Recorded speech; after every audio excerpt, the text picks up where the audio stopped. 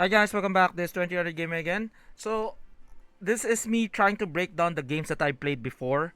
Okay, this is also including Black Beacon. So this is the gacha revenue again. It's not an accurate representation, but it might be a good, guide on how to assess whether or not your game is getting good or doing healthy or not. Okay, so I feel that despite the numbers here, so if they've decreased the numbers on the prices or how much the revenue they're getting, it might be not the full representation, but know for a fact that it's low.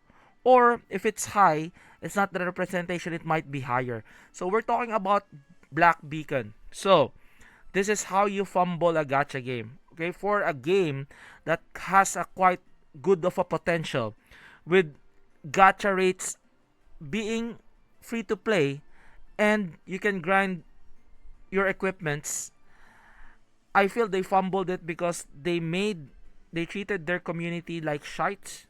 And I feel like, again, why is year 2025, why can't, like, if everybody's looking at each other's games, like for example, Snowbreak has introduced a dorm system, 3D dorm system, and like, interactives, and then everybody's imitating that from Girls Frontline 2, from, I think, what else, like Azur Lane.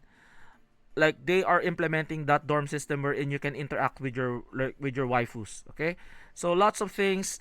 Also, Snowbreak has changed their gachas into 100% weapon banner, and also 100% on the character banner. Nobody has done this 100% weapon banner, but again, people are looking at that, and then they reciprocated by supporting the devs, and then them getting a lot money out of it. So instead of them going under, they went to the Snowbreak route. I know they've introduced more loot characters, but again, they've implemented their gacha system. They twisted it to a fact that it makes sense. Just like Dual Knight Abyss is not anymore a gacha game. That's why it's not gonna be here in the gacha revenue. Most likely, it's gonna be just a pure anime warframe in a way. But looking at Black Beacon, they fumbled the ball in treating us like shite, experimenting global players, and then giving compensations or rewards, more rewards, and a selector from the CN version, which like drew lots of flack and criticisms from Black Beacon as well. Also released no voiceovers, like lots of things going on, not really polished in a way. And then I think releasing a male character, that's just my opinion, releasing a male character on the first patch, like, the first patch, releasing a male character, it's kind of bit of a fumble on their part. They could have released a waifu first, and then the second part would be a male character. I think that would suffice. Again, people always claiming that we want male characters, we want male characters, but like, what are those people asking? Are they the the small loud minority, or are they the big majority on asking male characters? Most likely they are the loud minority. Okay? So they fumbled all of that, thinking that, oh, we might release male characters on the first release of the, like, at the patch, the new patch coming up, male characters, and then like, bro, they fumbled the ball quite significantly. If you look at the gacha rates here, or the gacha revenue, so let's go to the gacha revenue on Black Beacon. You can see here. Okay, so they released, they have quite significant numbers here. Okay, and then they've released from 700 to 965, and then it dropped again June, July, August, despite the new release of newer events moving forward. Hence them. So look at this, 105,000. And if you look at your gacha revenue, it went down from this. I think global. Look at global. Treat treat your global players like shite. They're not gonna be spending. Again, it's a live service game. I know gacha games are predatory in a way, but you don't really blatantly spit on the faces of your community and let them eat your spit, because again, if you treat them like shite, we will treat you like shite as well. It's a live service game. Just imagine.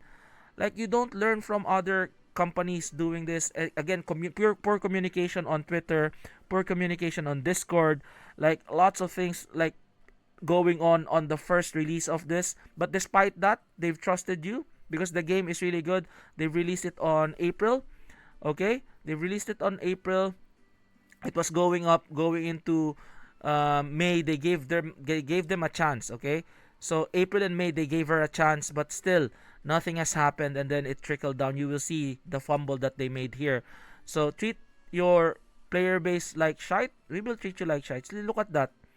Global has not spent from 500, 140, 70, 80, and 50 now. And also, CN has followed suit on this. And you know, CN is a big market, but still, they didn't really appreciate it. So, again, you need to get that niche. I think Lost Sword has gotten that niche of player base for them to support the game, and then continued support, continued communication, good PR, good rewards, good compensation that would continue to like make that community stronger. Hence, again, live service game. If you treat your community, they will spend on your game. Unfortunately, they fumbled the ball, and look what's happening now. I think this is like a good example of what you need not to do whenever you're a gacha game. Okay, so like poor like bro, like it has quite a good one, can be one of the good games moving forward. Like, but again, they fumbled the ball. I'm not really sad. I'm really like, you don't really want to support a $1 million company with how they treat your player base. And you know the gacha space as well. Gacha is predatory. As long like you can enjoy, you can spend, but as long as you spend responsibly, don't spend more than your means. And as long as you're enjoying, you're enjoying. But again, how can you enjoy the game if they treat you like shite? Okay, so Black Beacon fumbled the ball really hard. So they're not bringing home the bacon. Unfortunately, they're gonna bring home coal because they're a bad boy. Okay, Santa Claus. If you're a bad boy, they're gonna be giving you coal instead of good gifts. And I think the player base has given you coal and then threw it in your face. And I think they deserve this. Don't treat your community like what you're treating Black Beacon or Girls Frontline 2. I'll be making another video on Girls Frontline 2. I think they're also fumbling the ball here. Don't be like Tribe 9, being stingy. I know people are telling, oh, but they changed, but they changed. But the problem is, when you start the game, you need to you need to shower your player base with rewards. You need to let them feel that they're special. And then that's the time you get them. Get their attention, because again, there's a lot of gacha games, like 100 plus gacha games, and you can only play how many? Okay, that's why people are gravitating to idle gachas, just like myself, because I have lots of things in my plate in real life. Okay, so again, unfortunate for Black Beacon, but like I feel like they deserve this. This is their undoing. The gacha rate is not, it's not all about like if the gacha is good, if the game is good, but at the end of the day, it's a balance of everything. If they treat you like shite, if they treat the community like shite, then it's gonna be like that as well. So hence, you will see again, the Black Beacon has given us this one on August 25. We would like to express our heartfelt gratitude for continued support and love for Black Beacon. It feels like EOS already, guys. Since the release of the subsequent phase of version 1.2, they're still on 1.2, guys. 1.1, 1.2. Due to the insufficient refinement on the versions, they could have just released this one. They could have not released it unrefined, okay, and unresolved issues from previous versions. Also, they released the game without any, you can't play emulators, you can only play Google Play. That's why I don't like Kaiju number 8, because you can't even play on no Steam, no emus, not even a Google Play, and you need to mirror your phone to your computer. How can you make content? It's kind of hard in a way. I know that the people, some of our Gacha CC content creators for Kaiju are trying their bestest to put out content for you guys by mirroring their games. But like again, that's not me in a way. Like again, you need convenience in order for you to play games, and I'm not that kind of person. Like I have lots of things to do in my plate outside Gacha, so it needs to be easy to play and enjoy. Like you can enjoy the dopamine rush on enjoying how to play that. But if you don't give me that, enjoyment and visuals and gameplay, or like respect my time, then I'm not playing. Black Beacon is good.